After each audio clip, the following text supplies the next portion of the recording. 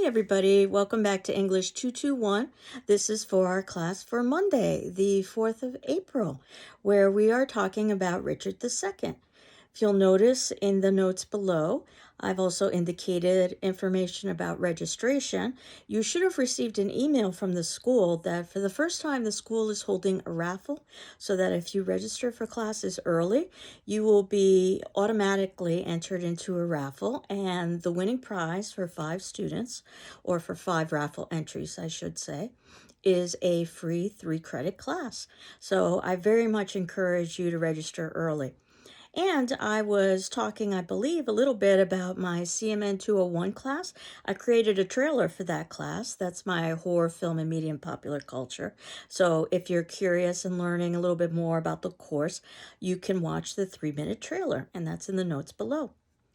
And you'll also see that paper number 1, if you submitted it in on time, has been returned to you. And I try to give a good number of comments based on the content as well as grammar and mechanics. All of you have the option of revising that paper if you so elect to do so for a higher grade. I just ask that you submit in the copy with my comments along with your revision. And if you aren't quite sure how to go about revising it based on my comments, feel free to contact me and we can talk a little bit more about your revision. You've got up until the ending of the semester to submit in that revision, but the sooner the better for everybody involved. And basically, your second paper, which will be due at the ending of the semester, is going to be very similar to what you did with the first paper. You'll just be choosing another play. So rather than talking about comedies for paper number 2, you'd either be talking about the history play Richard II, which is what we are discussing now, or probably one of the tragedies that happens to be the way we'll end the semester with Macbeth and Othello. Now, you remember I talked about how I wanted to briefly discuss a tragic comedy, Shakespeare's last play, The Tempest, and that will be included in our syllabus as an extra credit, where you could earn a little bit of extra credit by submitting in a journal, or you could earn a little bit more extra credit by answering a final examination question. The final exam is going to be an essay exam where basically there will be choice in terms of your making determination of which questions to answer. It's open book, open notes. If we were meeting in person, it would be a 2-hour exam, but obviously we're not meeting in person, so I'll give you 24 hours to take and submit in that exam, and that'll be based on the time that was chosen by GCC for the final exam date, and that's Monday, the 16th at 8 a.m. when the exam will be posted, and it'll be due on Tuesday, the 17th by 8 a.m. And of course, I'm not expecting anything as detailed or as well written as what you would do in a paper because you just don't have the time. Again, I'm expecting that you would spend approximately 2 hours on that examination.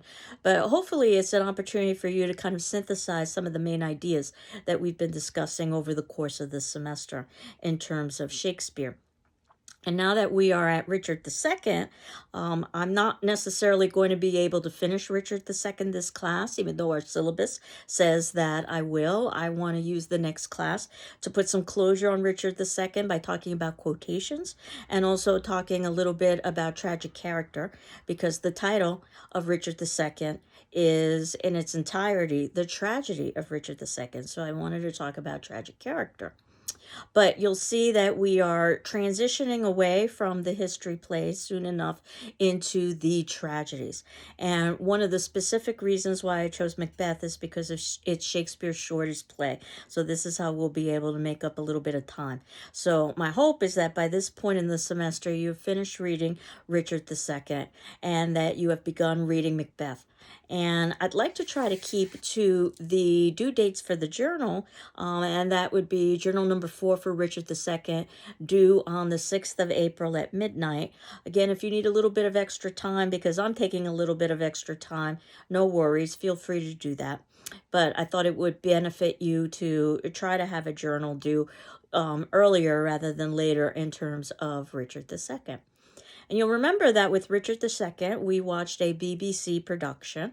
And the advantage of seeing any BBC production is that it is going to be very accurate to the text itself. So basically, you can read along the text as you are watching a performance. That said, as many of you indicated, it is somewhat dated compared to some of the other performances we've seen, and they do try to duplicate what we might have experienced on a stage, so we don't get the sense of majesty that we might have gotten with something like a film, for instance, Much Ado About Nothing. The costuming, however, as many of you indicated in your discussion forum questions, quite elaborate and quite accurate. Again, the BBC productions tried to the best of their ability to be as accurate as possible. And I think we've seen in the last few productions that we've watched that the costumes, while definitely reflecting the period, also a costuming, the costumers took a sense of liberty with trying to modernize some of the costumes as well. And that's not what we are seeing with Richard II. And I left you with a good number of questions to answer, and I wanted to address some of those questions. I had asked you to think about motivations when you are watching and reading the play Richard II, beginning with the very start of the play about why does Bolingbroke accuse Mowbray of Gloucester's murder.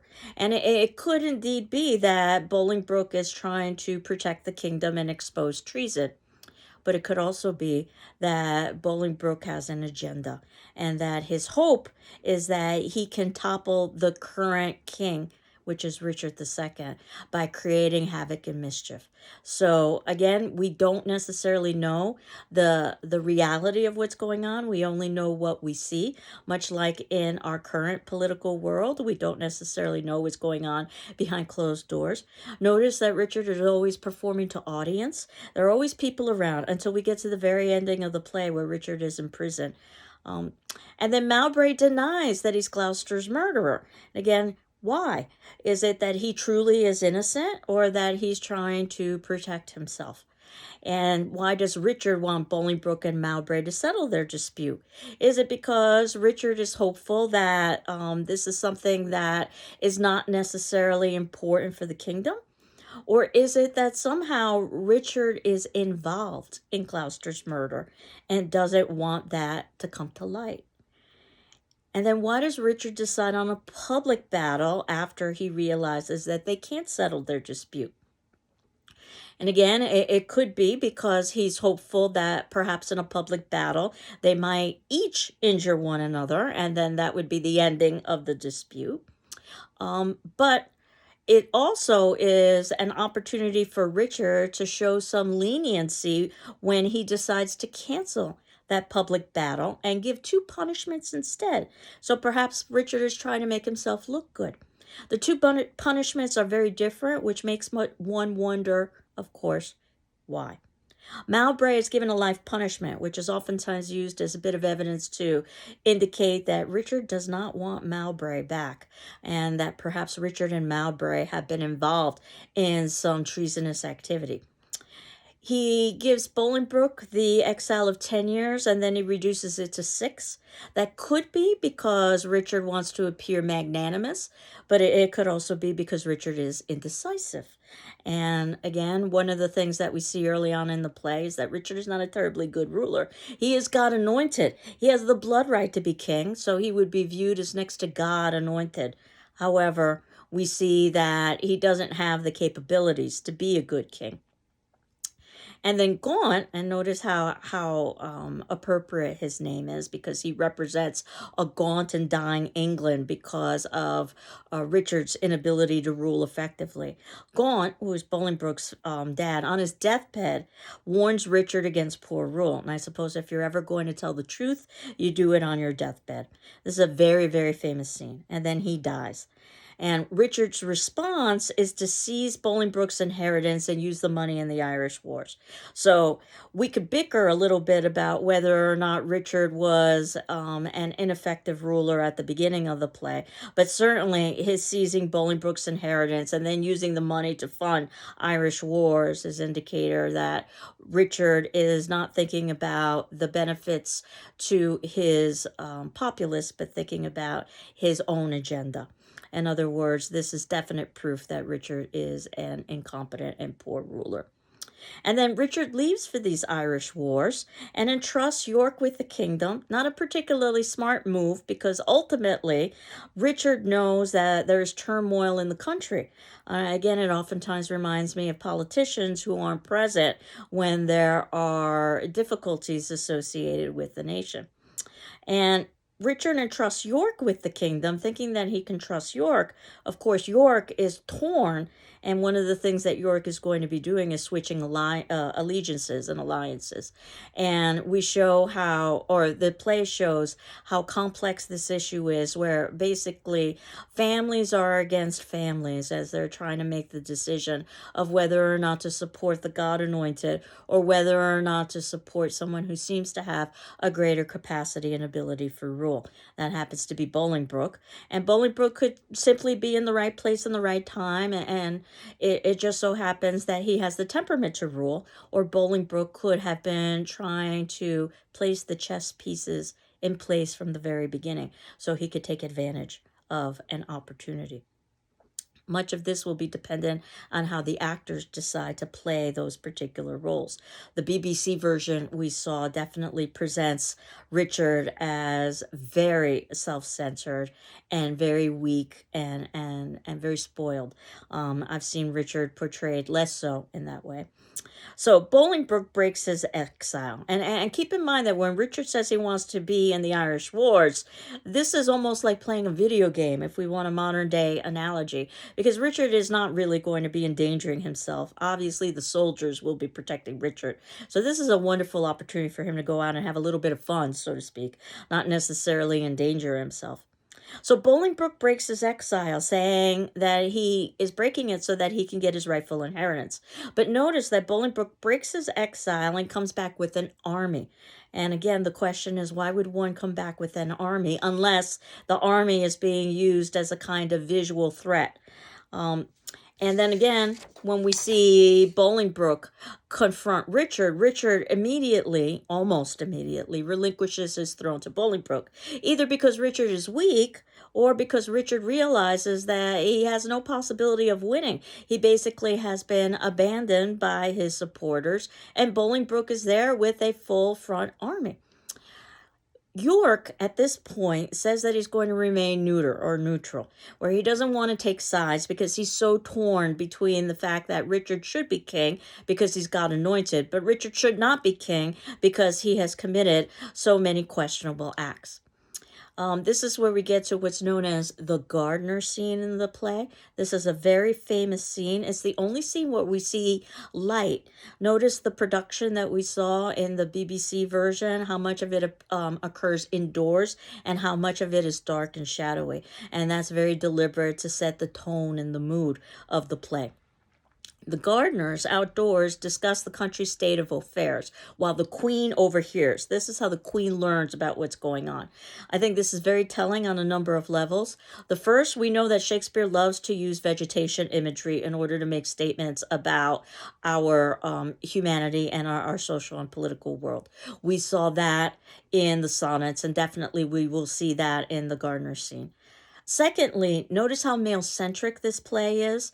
Midsummer Night's Dream and Much Ado About Nothing presented some very strong females, but this is the political world, and even though Queen Elizabeth would have been the political power in place during the time, it was definitely a male-centric political world, which is probably one of the reasons why Queen Elizabeth never married, because if she had, she would have lost the power that she had in the kingdom. But the queen is basically playing a minor role here, and she isn't involved in the political affairs. Keep this in mind when we read Macbeth, because Macbeth's queen is going to be his equal partner in greatness. So we're going to see something very different here.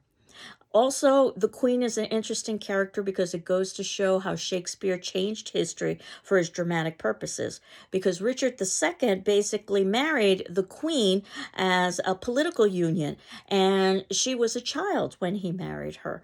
But in the play, what we see is a grown woman. So there's an opportunity to see another side of Richard, a softer side, if you will. Certainly, when they need to part from one another, King Richard and his queen, we get a sense of lament and loss between the two of them.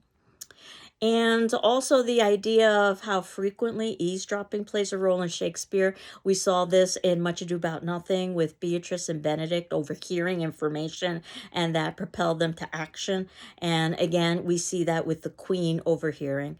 And then finally, the idea that the gardeners, they represent a lower social station, and yet they have an incredible amount of insight and an incredible amount of importance in the play. And again, in Much Ado About Nothing and in Midsummer Night's Dream, we've talked about how lower level characters are often elevated by Shakespeare in surprising ways, which I think is a comment on the chain of being, that one need not necessarily be born into a particular position. One can experience descent if one is born in a high level position based on one's poor judgment and actions. We see that with Richard for certain. And also, one can ascend up the chain of being, not because of one's birthright, but because of one's abilities. And certainly the gardeners have an understanding of political rule in a way that is much more beneficial to the state of England.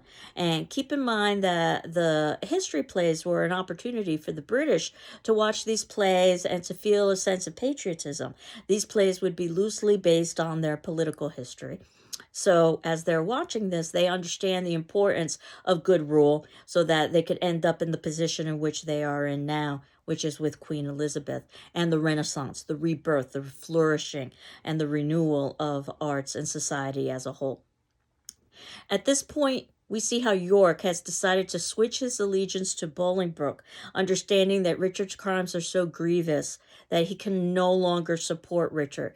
Keep in mind that York's son does the exact opposite. Again, literally, families are torn apart over this.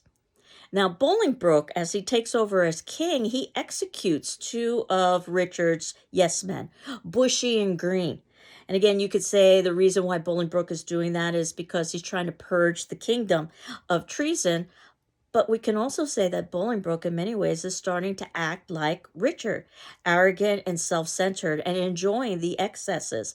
One of the things I often found interesting about the BBC production is the setting of early in the play where Richard is receiving a massage, where he can talk a little bit about his kingdom, and it shows how Richard is completely concerned with physicality and with his own benefit and comfort.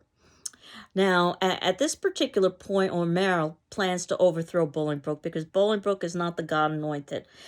So, in terms of his perceptions, O'Merrill's perceptions, Richard should be the one. Now, keep in mind that the kingdom as a whole will be divided in this way, that there will be supporters for Richard and there will be supporters for Bolingbroke. Now, Bolingbroke pardons O'Merrill. This could be because ultimately Bolingbroke wants to show some mercy, but it could also be because Bolingbroke wants to have someone indebted to him so that when the time, if the time comes, he can have political support. So again, lots of questions about motivations here.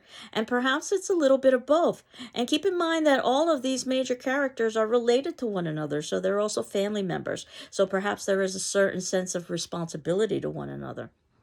Richard is ultimately jailed and he's not killed. And that could be for political reasons because ultimately killing Richard could turn him into a martyr.